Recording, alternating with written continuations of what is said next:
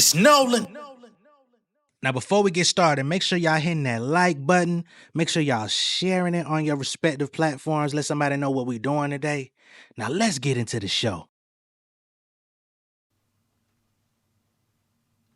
Ayy, I've been waiting for something for me to snap on. Graduated from the freestyle, stay with a cap on. Black on, been in my publishing for these rap songs. Making whack nigga back off, let the cash grow. 5 in the morning, I'm up with my baby, no sleeping. Clown niggas, y'all Barnum and Bailey, I'm creeping. Got an army with me, now it's a Navy, so y'all better pay me like K-Dot, them arms to be waving. I had a couple brushes with devils, quiet as kelp. I'm charging for air, you boys talk under your breath. God is my witness, he with me, and he counting my steps. So anybody riding with me, y'all should double your bets. I chose W's, like Aisha Wilson out this bitch. Nigga argue about the gold, I want a Billy out there, bitch. I been counting more cheese like a Philly in this shit. A verse hard white like I'm breaking down a brick. Ratchet on me like the repo man. They done brought me back to life like Encino man. Ran off with the yams like an elope man. I got dealt with the chip, I'm the Frito man. I want millions, Benzes, numbers up senses. Nigga try to count me out, now I want vengeance. 100 rat taught me how to run it back. Clemson, all I do is work in my city, I need pension. Somebody said it'd be disrespectful to rap on it. I'm by business, y'all niggas ain't got the acumen. Immaculate, I've been adamant with these savages. The flow is so extravagant, extrapolating arrogance. Thought ain't even drop yet. Bitch, I got plans too. Nigga wanna scrap about it, bitch, I got hands too. Yeah, man, got a nigga twisted like a can too. I clean him out like shampoo. I pity y'all some damn fools. Man, this shit too easy, man. I'm just having fun with you niggas, man. Yeah. It's J Nolan. What's going on, beautiful people? It's the kid J Nolan here. Welcome back to another episode of Inside the Industry, getting a born source for music, entertainment, commentary, and breakdowns. Hope everybody's doing well out there this evening. In this particular video, we're going to be talking about, or reacting to rather, a new video that was posted by Read My Soul. I want to go ahead and preface this video and say that I respect Read My Soul. I respect him as a person, as a hip-hop fan, as a commentator, as a reactor in the space. So I don't want anybody to think that I'm trying to perpetuate anything against him. It's just some things that he said in a recent video about Ab-Soul in particular, perhaps hating on Kendrick Lamar, that I really don't agree with. And I just want to kind of point this out and, you know, kind of challenge a little bit on that. But again, this is not in the interest of causing drama or causing an issue or a riff, just a challenge as another voice in this space. So he has a video, let me set the stage, where he talks about other lyricists in hip hop that have been hating on Kendrick Lamar. And two of the primary lyricists that he pointed out were Lupe Fiasco, who kind of is a self-admitted hater to a degree. You know, he acknowledges certain elements of Kendrick's artistry that he appreciates and thinks he excels at and gives him all the love and appreciation for. But then when it comes to his lyricism, he kind of underrates him in that space. He doesn't feel like Kendrick is a supreme lyricist. I totally disagree, but that's Lupe's perspective, right?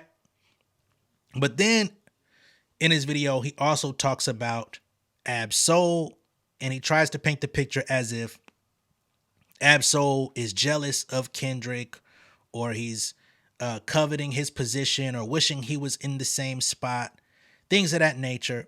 He even made reference to Ab-Soul possibly being jealous or feeling some type of way about Kendrick's success and him leaving the label and maybe not being around as much. And again, I just want to challenge those elements of what he said, because there's been no indication from Ab-Soul or Schoolboy Q that they have any resentment towards Kendrick Lamar. As a matter of fact, they've only spoken highly of him before and after his departure from TDE. We saw how, again, Schoolboy Q in particular calls Kendrick Lamar sensei. He says, I will never be better at anything in life than Kendrick Lamar, nigga. From rap to parenthood to just existing as a human being. Right? So if a man is willing to say that on a public platform with no hesitation, why would I assume that he's hating on that person? Right? As it pertains to Ab-Soul, We've got no indication that he's jealous of Kendrick Lamar. He's never downplayed Kendrick in any scenario, only giving him nothing but love and respect, even when Kendrick has given him the credit and sometimes hoisted him above and said, Ab-Soul is a better rapper than me. Ab-Soul takes it with a grain of salt, say, I appreciate that, but nah, you the GOAT, you the God. But as it pertains to Lupe, we know he's a hater. You know what I mean? As far as Kendrick is concerned, he been on that train for over a decade. Ever since Control Verse dropped, Lupe went the opposite direction. He was a super Kendrick fan up until that point. Once Kendrick came out and beat on his chest a good couple times, Lupe went the other way for whatever reason. Okay, and he also kind of went in the same direction with Drake around that time too, because he basically said both of y'all niggas is my little dogs. You know what I'm saying? Y'all first times coming to Chicago, y'all gone on stage, on my stage, for me bringing y'all out. Now, his narrative about both of these artists has changed since then, especially in the past year. Not going to harken too much on that, but I am going to pull up some of the Read My Soul video. And then we're going to get into Ebro and the his show on Apple Music with Ebro, Nadeska, and Low Key, where they talk about Ab-Soul complaining about not being able to tour for the Soul Burger project and their perspective of that. But let's get into Read My Soul first. I can see what you're talking about with the battle rappers and Lupe Fiasco. They do be low-key hating.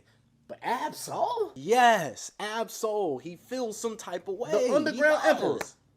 Solo, yes. I don't know about all that, man. Underground Emperor, yes. He feels some way. He feels as though he has the skills to pay the bills, but he ain't getting that Kendrick type notoriety. But I say this all the time, man. All of that lyrical stuff, it don't pay the bills.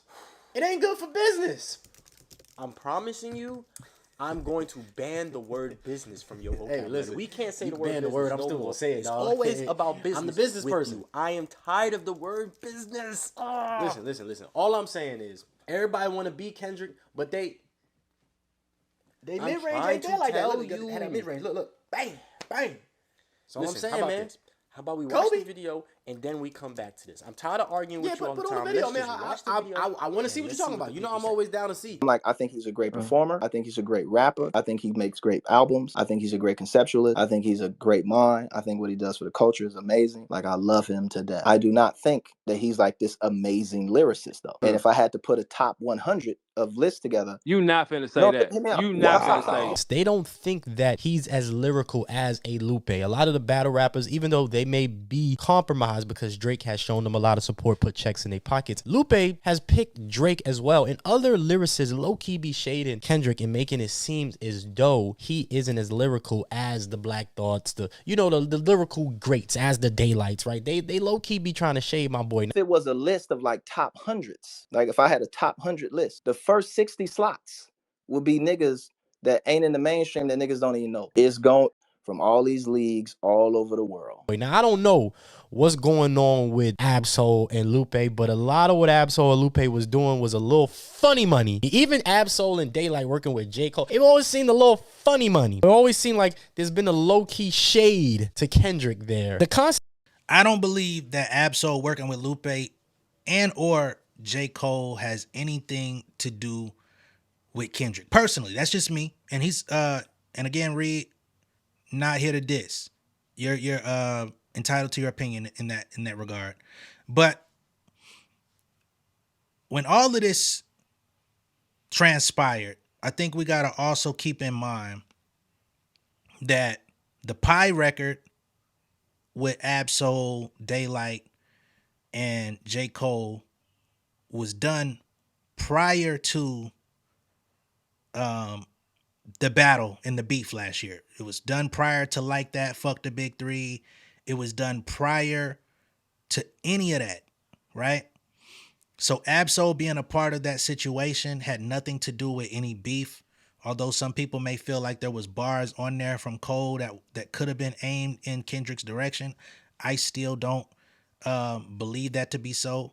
But everybody has, entitlement to their opinion in that regard. Okay? Now, if we go back many years, Ab-Soul and Lupe Fiasco have had a relationship. They've collaborated on multiple records. And their relationship stems in and outside of music, right? They are kind of like, you know, their belief systems, their pursuit of intellectualism, all of those different things, they connect on a different paradigm outside of music. So I think that there's respect there. And then Kendrick Lamar even came up as a fan of Lupe Fiasco, right? And I'm quite sure when Lupe comes out and says whatever he believes about Kendrick Lamar, I'm quite sure there's background conversations that happen between himself and Ab-Soul to clarify, this is why I think this way. This is why I have this opinion. I'm not rating him, you know, any less as an overall artist or whatever, but this is what I think about his lyrical ability compared to, you know, more underground artists who lyricism and word basket soup and all of those different things are the bread and butter and the makeup of their music, which I can understand that perspective. I don't think it has to necessarily be hate, although it can come across that way. If you're somebody who listens, and there's people who literally feel that way, by the way. I don't feel that way, but I do feel like we're coming to a space, even within like the Kendrick Lamar era, where it's like, if you feel like Kendrick Lamar is not like the lyrical god of rap, then your idea or your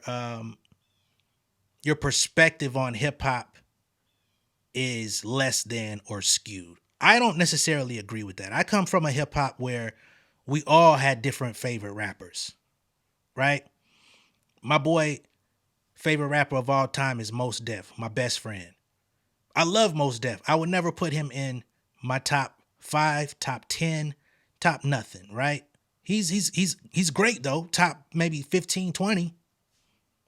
But I don't agree. But I'm not gonna say, man, you ain't got no hip hop knowledge talking about Mos Def is the GOAT, right? But I feel like in this day and age, the situation that we're in now, it's like, if you don't say Kendrick is, you know, the number one across every category in hip hop, you're not a hip hop fan. I don't agree with that. And even if I may think that he's the best, for somebody else to have their favorite or who they feel is that person, we shouldn't have to take away from their opinion just because it's different, right? Now, if it's based and rooted in hate, you could call that out and be like, oh yeah, that's hate. But I do feel like it goes a little far. And I think that's what Rob Markman was really trying to get at the other day, but he said it under the umbrella of Kendrick and Drake, which it gets tricky there. I'm gonna let Reed continue though. It hit me when I was watching the amazing Curtis King interview The Amazing Daylight. Curtis King has been on a run right now. If you haven't been paying attention, you need to slap yourself in the face, because Curtis has been on a run. And he had an interview with 2 TDE people. He had one with Daylight and he had one with Punch. Yo, like the world know you are a lyricist already. Everybody know. You don't have to always prove to them that you are an extreme lyricist. So I want you to do something for me. And I was like, what? And he was like, learn the mid-range, and then walked out the studio. In these interviews, they both brought up a concept called mid-range. What are you actually saying? Are you saying something that's going to make me think? Yeah. In order for you to say something to make me think, I'm going to have to understand it. Give me somewhere in the middle. That's the mid-range. I've always said the reason why I think Kendrick Lamar is the best rapper of all time is because he's not supremely ultra lyrical, and then he's not Drake to where he's supremely ultrally hit driven, which kind of is the problem a lot for people to say that he is the GOAT, because, you know, the ultra lyricists say he ain't ultra lyrical, and then the hit makers ain't like, oh, he don't make hits like Drake. If you ask me, he's the best of both worlds. He gives you substance, but he also gives you music you can listen to and you could dance to and you could party to. So bringing up this whole mid-range, which I totally agree with Reed on this. And to emphasize when I say certain people put this you don't got hip hop knowledge if you ain't Team Kendrick thing. I'm not saying that Reed said that at all either. You know what I mean? I want to clarify that. Idea, like it hit me. It's like, oh wow, these dudes is jealous because Kendrick is good at mid-range. Kendrick is perfect at mid-range. If you listen to a song like Squabble Up, perfect. You listen to a song like Humble, perfect. Lyrical, yeah, definitely. But poppy, yes, definitely. Humble is what, 20 times platinum? Not Like Us is about to go 10 times platinum. So you look at an artist like Kendrick, he's hated because he's the best of both worlds. He gets a lot of shade from a person like Lupe Fiasco who doesn't feel as though he's as lyrical as, let's say, a Ab-Soul. You can already tell there's a little bromance between Ab-Soul and Lupe that I don't know. It's kind of weird because Ab-Soul got on stage with Lupe. Lupe was on stage wearing a blue flag on his left arm. Do I love her? I said. One time's my sunshine. Long story short, a lot of people hate Kendrick because he. Not sure what the significance of the bandana on the wrist was for Lupe, but you know, word has it that Lupe ain't the nigga to fuck with in the streets. That's what they say. The more well-balanced artist. My only thing with lyricists like Lupe or even sometimes Ab-Soul, they want to be the best and the biggest in the world, but they're in a niche audience. They're in a niche, very niche audience. They're not well balanced. So I hate that they aren't happy with what they get being lyrical. I'm tired of being the underground emperor. I want to go mainstream and make money. I'm tired of doing like it ain't about the money, the numbers. Well, if you're super duper lyrical, not too many people are gonna get it. Not too many people are gonna understand it, especially if you have like a niche style and flow. Like Daylight has a very niche style and flow when it comes to Badu rap. Like you have to really like understand his flips and his like he will go over your head all day. So as I was creating this video, Ab-Soul tweeted these things. Now these things kind of scream out to me because a big part of this video was going to be featuring Ab-Soul, but I thought against it because you know I didn't want to drum up some controversy. But if you ask me, since this Joe Budden interview where he was promoting Herbert, I've been looking at Ab-Soul very differently, and all of his moves just screams like he doesn't want to be a part of the TDE camp, or he feels as though he needs a different situation because now he wants the fame. He wants what he feels as though his lyrical ability should garner him. All right, personally, I feel like this interview that he's about to play, or the portion that he's about to play from the interview of Ab-Soul, I don't think that it's about him not wanting to be on TDE. I don't think that it's about Ab-Soul having some sort of resentment or funny relationship or perspective of Kendrick. I personally think that Ab-Soul is a personally conflicted person.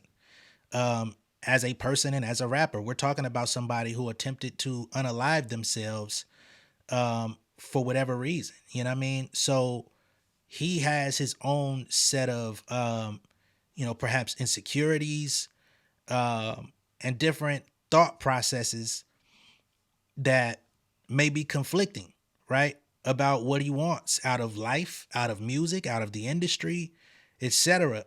So I think it's a little bit misplaced to try to put that on.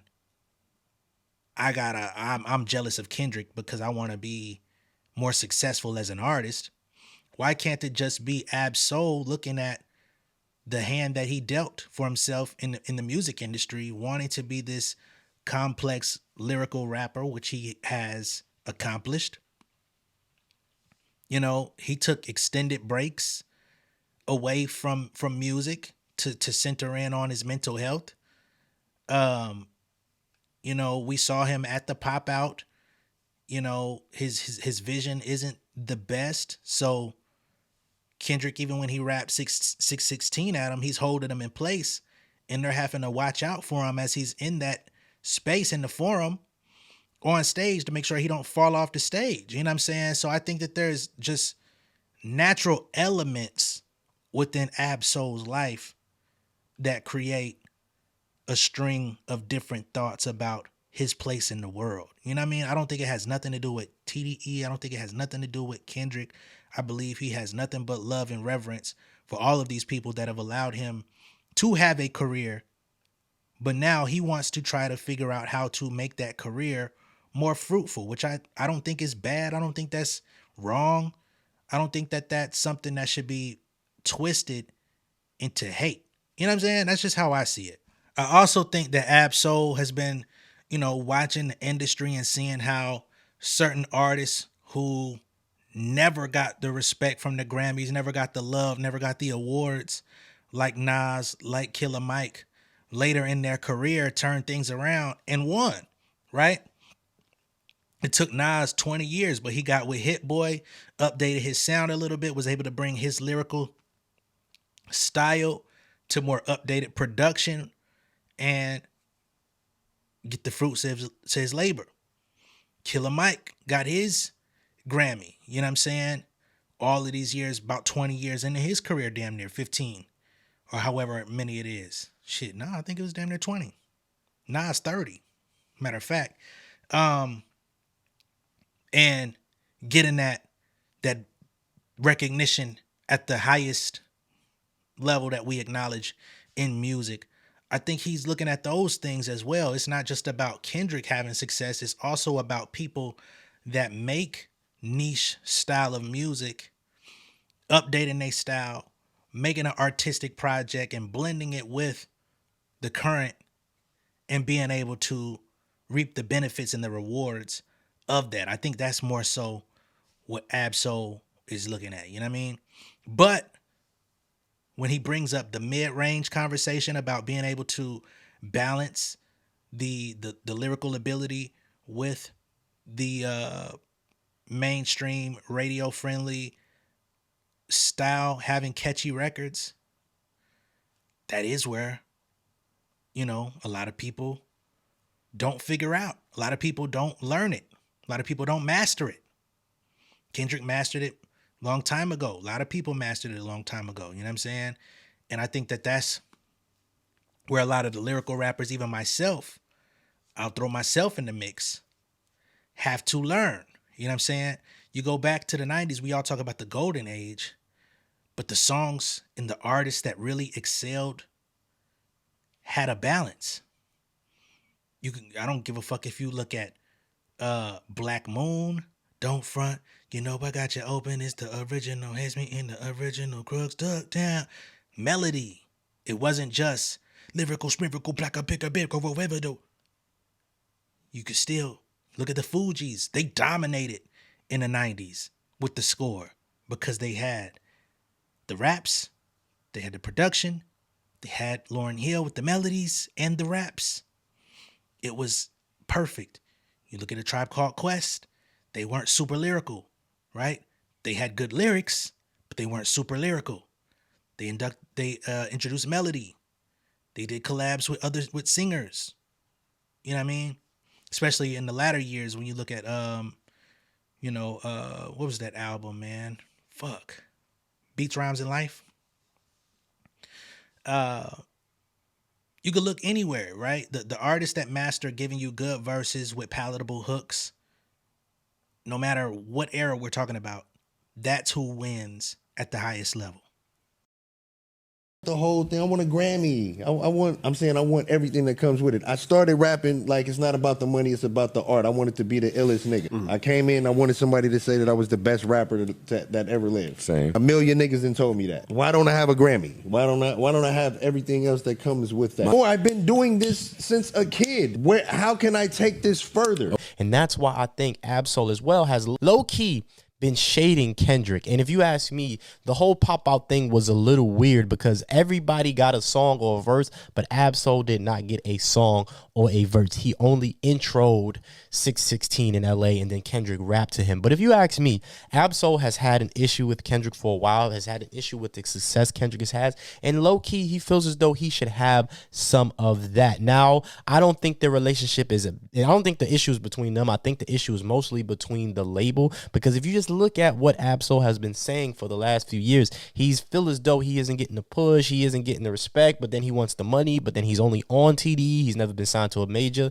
So a lot of what Ab-Soul has been saying to me has been problematic, and it's been indicative of this same issue.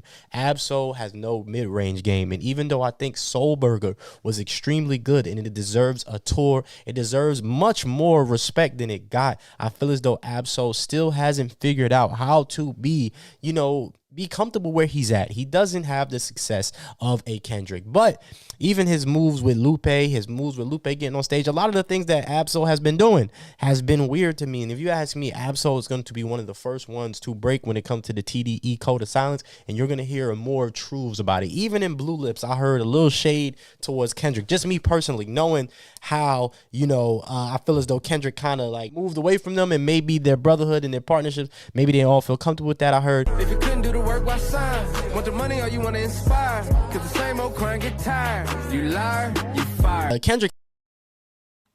Now, I gotta ask, Reed, respectfully, as somebody who fucks with your content, your voice, your perspective in hip hop, what about that line from Schoolboy Q made you think about Kendrick Lamar, brother? We gotta ask that question. All right, you want to make money or inspire? If you ain't want to do the work, stop crying or something like that. How could that be at Kendrick when he did the work? He ain't did no crying. He's making the money and inspiring. He's having it all the ways. I feel like that whole sequence on Thank God For Me was really talking to other rappers in the industry that be out here complaining about, man, I need to get off the label, man, they fucking me over, da-da-da-da. I can't do this, that, and the third. I gotta, you know what I'm saying? I think he's more so talking about those people. And Schoolboy Q has been very vocal about how corny he thinks rappers are and how niggas carry themselves is corny in this music industry. I think that's who he's talking about. I don't see how those bars could possibly be aimed at Kendrick Lamar, but that's just me. Hasn't been featured on any project from TDE. It was even weird to me that on Mr. Morale and the Big Steppers, he chose Summer Walker instead of SZA. SZA was nowhere to be heard on that Mr. Morale and the Big Steppers. So maybe there was some issues, and then Drake started saying what he heard around town, and that got them back together. But I just think Kendrick is charting his own path. He's becoming his own man. Like, if a person gives you, he got with TDE in what, 2005? He gave them 16, 17 years of his life. They could never complain. You know what I'm saying? If he worked with Summer Walker instead of SZA, how could they complain? You gave us 17 years. 17 years, bruh. Nobody does that in the music industry. You might be lucky to get 17 months out of a motherfucker on a label without no grudges. Let's not do that, man. And I know some people do believe that, but let's not do that. Right? He wanted his own company. Him and Dave Free have been directing his own videos. If you go back and look at the videos from Good Kid, Mad City era, going into the damn era, To Pimp a Butterfly era, the Little Homies kept coming up. Kendrick and Dave Freeze, the Little Homies. They had the vision, right? But just because we have the vision, we still need the business structure, right? And if it's our ideas, no, Top shouldn't be eating off of our individual ideas outside of the company, right? I want to create my own thing. I want to put other artists on. I want to sign my little cousin. I want to do this. How could they complain? They got 17 years out of them. That's a grown, you know what I'm saying? That's damn near a grown adult about to go off to college. You know what I'm saying? So I just disagree with that. I don't think that's fair. And I don't think that's fair to kind of pit these guys who love each other against each other in that type of way over some lyrical content. Now let's get into Ebro and Apple Music and all them talking about specifically Ab-Soul complaining about not being able to tour. Upset, but not specifically with anyone. What an intro to That's a nice way to Well, no, that's he way was to spit upset, it. and everybody was like, well, who you mad at? And he was like, no, I'm not mad at them, and I'm not mad at them either. It's because in the tweet he was trying to figure out who to be mad at? Exactly. Not even who to be mad at, but what the problem is, basically. But you He could probably say it should like have that. thought about it before he tweeted it. Yeah, nobody does that, Lo. Get the fuck out I'm just saying because it seems like it's a lot of. Ain't nobody thinking before we tweet. My fault. I was trying to bail him out. But, Yeah, I feel like he tried to leave the tweet as open-ended as possible. He specifically said, "I'm not pointing any fingers. I'm just." So it's basically pointing to touring and his, dissatisfaction with the fact that he never toured for the Soul Burger album, which came out last year. Right? Is it last year? Yeah, last year. Sounds about right. Which I would reply to my brother Ab Soul, who's your manager, who's your agent? I think that's just a button you got to press to say, I want to go outside. And then they see if venues want to take your show and you sell these tickets, right? That's more so what I was asking the other day when that came about. Is like, who is handling that? You know what I'm saying? And is it that nobody wants the show, that he didn't have the analytics, or did he not have the analytics for the types of venues that he may want to try and do events at? Because I feel like Ab Soul has toured. I feel like Ab Soul has been in the 300 to 500 capacity venues. But the nature of the touring business, and I think that's something that also needs to be addressed, is the nature of the touring business for smaller artists that aren't mainstream draws is changing due to the fact that Live Nation and Ticketmaster have a complete monopoly of the entire system. All things that Mr. Joe Cat was complaining about when he tried to get his amicus brief. I don't know why you didn't want to come on the channel and talk to me, but that door is shut. But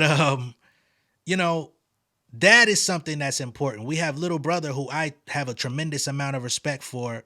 I've been listening to Little Brother since 2004. They came out in 2003? Something like that. And they're retiring from touring this year. They're doing a last tour and it's over, right? And people are like, yo, why the fuck would y'all do that? Y'all could tour forever. And they're like, no, with the current way that the touring business is run by these corporations, it's not all that profitable to tour at a certain level. It's not all that profitable to tour at much of any level these days. When we talk about, remember I showed y'all that video of John Bellion talking about how he did that direct deal with Live Nation, gave him multiple millions of dollars. But then in order for him to repay that touring advance that they gave him, he was going to have to basically be on the road 300 days a year for the next 3 to 5 years. That's craziness. You know what I'm saying? So it's not like you're really eating. You're eating up front. You get $1 million, $2 million, $3 million.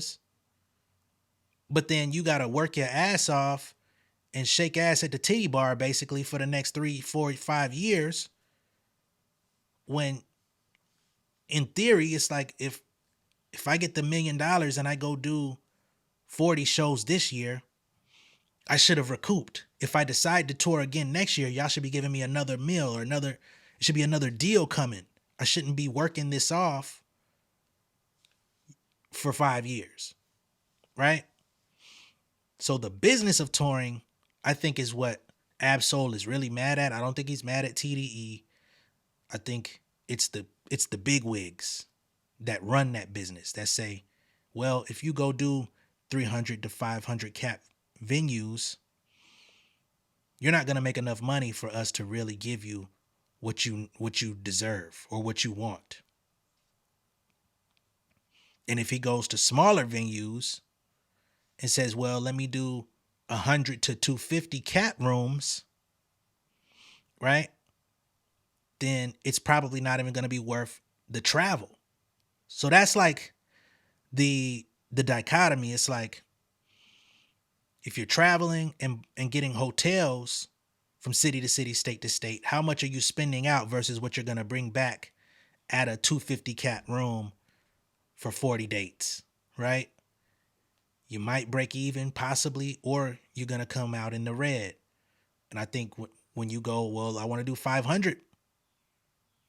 Ticketmaster says you could do 500, but all you're really going to do is come out in the red. Absol probably like, I'm not willing to take that. And they're looking at it like, well, according to your analytics, that's where you stand, right? So I think that's really the problem. But I'm gonna let them talk a little bit more. Or you mad at the fans for not demanding it? I don't know if that's how touring works. No, I'm just saying, like, is there an interest? Like, is there a genuine interest from the fans? Listen, in my experience in both booking concerts and knowing agents, generally speaking, you have one, an agent, that then goes out and see if there's demand for you in the marketplace. That's what I was saying. At which venues or whomever would then say, hey, we'll book him at these shows, him, her at these shows, and they put the tickets on sale. We've all seen this. Yeah. And then if the tickets don't sell, guess what happens? Shows been canceled, they give refunds, and everybody moves on. Like, we've seen this 100 times. Right. Some artists lie, and they'll be like, oh, I was dehydrated, and I can't go out, or whatever, or I'm going through something, and we move on. Right. Dehydrated. I'm gonna use that word. So-and-so was dehydrated. You be like, bro, how long was it since you drank water, B? Like, what's good? And by the way, there's nothing wrong with that. Maybe we can check the date that Soulburger dropped, like maybe just more promo. So he started the tweet by saying, according to the numbers and analytics or whatever, the tour hasn't been finalized. So maybe it was one of those, but like, that's nothing to be ashamed of. You could perform more, you could drop more videos, right? You could. So is he mad at his manager, the booking agent? But he said maybe we don't know, bro. I'm just trying to figure it out. He doesn't know either. Yo, Ab, who you mad at, man? Now, also, for those of us that have seen the tweet from Absol, he also says that it feels like the end of an era, similar to when his family business was closed down, the record shop that he used to work at that was owned by his family, which was basically the end of the mom and pop CD stores. And he likened his inability to tour to the end of that. So again, I don't think that he's angry at any specific individuals. I think he's angry about the way that the business is transitioning, because again, in 2012, 2013, when Absol was like active and the TDE brand was, the Black Hippie brand was active, Absol was touring. Absol was out here eating, you know what I'm saying? To a certain degree. He was able to get, 1,500, 2,000, 5,000, whatever it was, and go do shows. But is Absol able to do that today when the market has changed and the entire business has changed and there's very little independent venues that you can go to where you can make that type of profit because of the monopoly in the game? I think that's the problem. Now I'm going to pull up a series of tweets from somebody who I speak about pretty often on my channel, Brian Zizek, aka Z.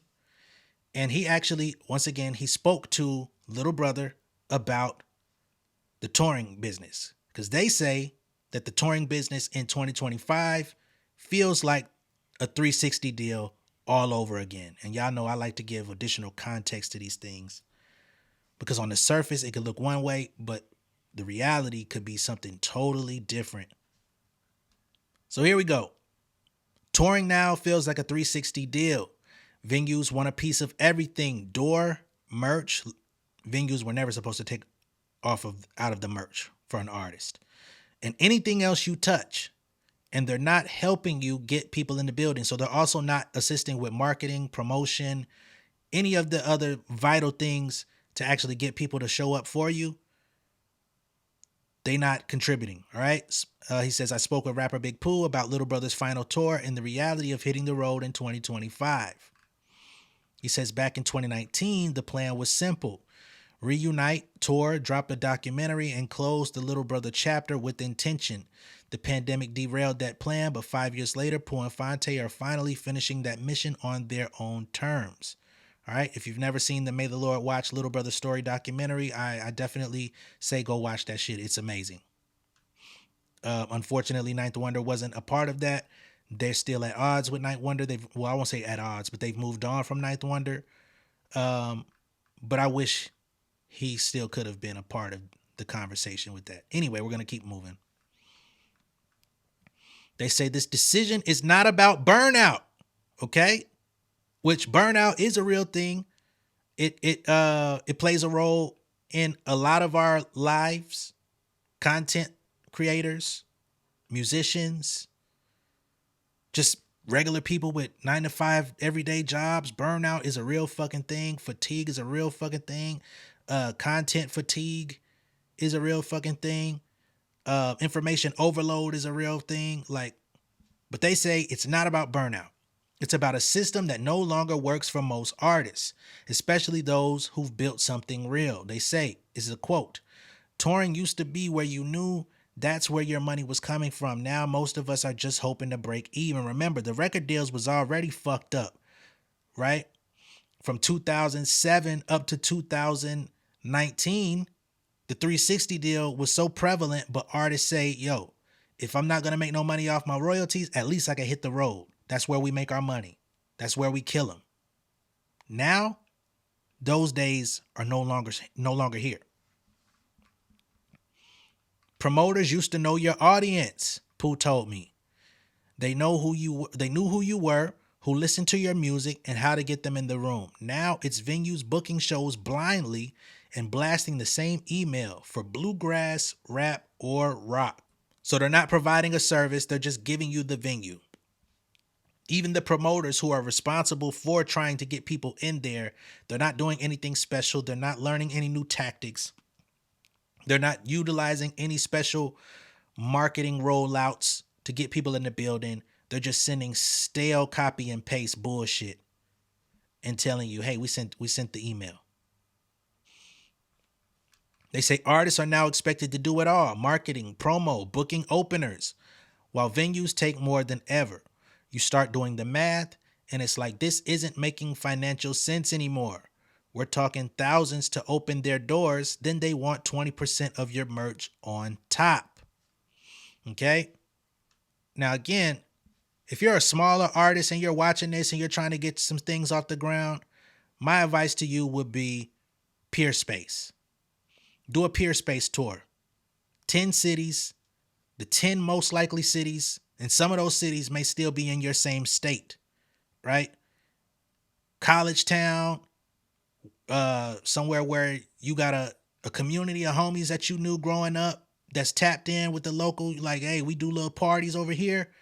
Get with them, do some Peer Space shit. You know what I'm saying? And Peer Space is available in a lot of different states. Do 10 of them bitches and make it count. You know what I mean? Put together a budget.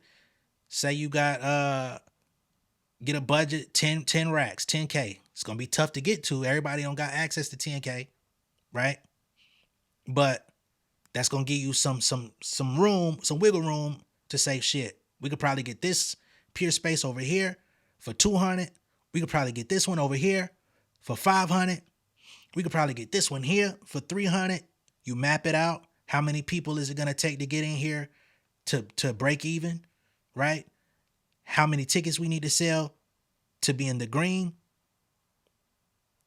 How many, how much merch do we already have on hand, right? How, if we produce merch, how much do we need? That also is going to drive up your overhead to break even. How much merch do we got to sell to break even again and to get over into the black to the green, right?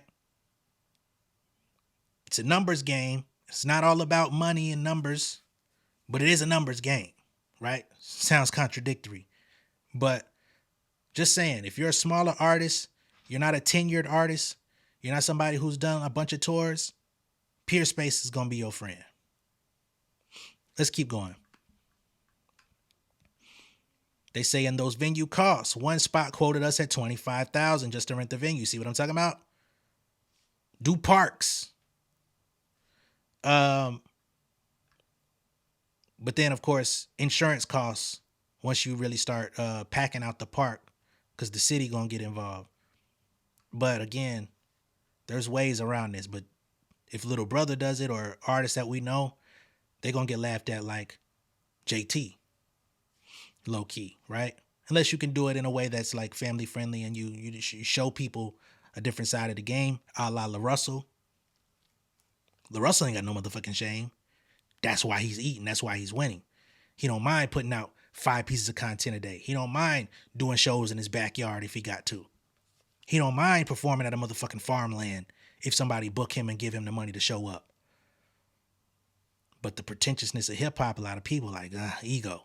Anyway, one spot quoted us $25,000 just to rent the venue. I'm like, you're not making that just opening your doors on a regular night, so why are we being charged that? Pooh said. $25,000 is crazy. They say that's why every tour starts with a spreadsheet. Every show is a math problem. What's the venue capacity? What can we charge for tickets? What's our travel costs? And what does that leave for us? Ain't that what I just said? If you want to make $30K from a show, but the venue only holds 250 people, do you know how much you'd have to charge fans for that to work? It's unrealistic. And this is also an issue, right? Ticket prices. And you have to be able to gauge your ticket price versus your value in the marketplace, aka how much are your fans willing to spend to come out and see you. If you're charging $100 per ticket, you're probably not going to have a lot of fans in the building if you're not Kendrick Lamar, Beyonce, or one of these main top acts who's known for putting on excellent tours. $100, am I going to go see Joe Schmo in the backyard or at this rinky-dink ass venue that I pass by when I go to the city? Or am I going to pay $100, $150, $170 for a ticket to go see a premium act? Little Brother tours with 7 people who make the shows happen. Pooh, Fonte, their DJ, a sound man, a merch manager, a backup vocalist, and a road manager. That's a very small team. They say if a show loses money, it's not a label covering it. It's coming out of mine and Fonte's pocket. That's a personal loss. And every person on that team has to be paid, right? The sound man, the DJ, they got to get their cut. They can't be traveling with you around the motherfucking country for nothing. Merch manager, they coming in contact with the money as they sell your merch. You think they don't want to cut of that shit? A backup vocalist, they're on the stage, they're performing, they're fucking, they went through vocal coaching. They became notable enough for you to want to take them on the road. They want theirs. Road manager doing administrative duties. They're keeping it together. They're keeping the itineraries in order. They're going to want their cut. This is where it gets tricky. They say the artist is always the last to get paid. We have to make sure everyone else is taken care of before we are. And if there's nothing left, that's just what it is. We're not leaving our homes at 45 years old to sit in a 15-passenger van for 12 hours just to come home broke. That's the fucking facts. So they say, so when people ask why their city didn't make the tour, which is a very frequent question that people ask their favorite artists, why you're not coming to my town? They say some venues passed, some didn't respond, and some deals just didn't make sense. If we're not in your city, it's not because we didn't try. And here they are with their final tour. I might as well pull it up and give them some love because I do love Little Brother. Been a fan, inspired. I've rapped on numerous Little Brother beats in my lifetime. So this is curtain call the final tour. All right. And it launches on the 24th of this month. And they will be in Baltimore, Boston, Brooklyn, Washington, D.C., Philly, Atlanta. Shout out to Atlanta. I might have to try to pull up. Napa at the Blue Note Jazz Festival. Chicago, Seattle, L.A., Raleigh, and Rock the Bells Cruise. Okay? So shout out to them. And how many dates is this? 1, 2, 3, 4, 5, 6, 7, 8, 9, 10, 11, 12. See, I told you I'd do 10 dates. They doing 12. I be knowing a little something, man. But yeah, shout out to them. And shout out to Ab-Soul. He might need to have a conversation with them about how they put together their last tour, because they album was actually substantially smaller in the marketplace than Soul Burger and Herbert, to be honest. So yeah, with all those things being stated in this video, I think that's what Ab-Soul is dealing with. I don't think he resents Kendrick Lamar. I don't think he's mad at Kendrick Lamar. I don't think he's hating on Kendrick Lamar. I don't think he covets Kendrick Lamar's position. He just wants to have a little bit more motion. He wants to get some radio play. He wants to have, the spoils that come with this rapper lifestyle that at one point he claimed he didn't want. But he's getting older. He's got family. think he's got a woman that he's been dealing with for many years who loves him. And I'm sure he wants to upgrade his lifestyle. And he wants to have more accolades for something that he's invested his time, energy, effort, and the best years of his young life into. Right? So that's how I see it, man. But again, shout out to Read My Soul. Once again, this is not about trying to call him to task or anything negative. Just, I happened to watch this video the other day and I was like, I don't agree with that take. I want to react to it. That's all it is. All right. Let me know what y'all think of all this down below in the comments. Be sure to like and share this video. If this is your first time seeing me on YouTube, go ahead and subscribe to the channel, become an insider. And I'll catch y'all on the next one, man. Peace. King of my city and cul-de-sac. Coming out swinging like soldier rags. Leading my people like quarterback. Boy, I study this shit, I'm an almanac. Had to get up and grind. Knowledge is booming, I'm here to apply. Came with the chip and the dip, it just single the mind. We finna do more than survive. I need my check. Spinning the block for the Gouda. We hitting the jeweler to flood out the net. We don't do beef on computers, I'm straight out the sewer. We come when you rest. Niggas be looking perplexed, so keeping my foot on their neck.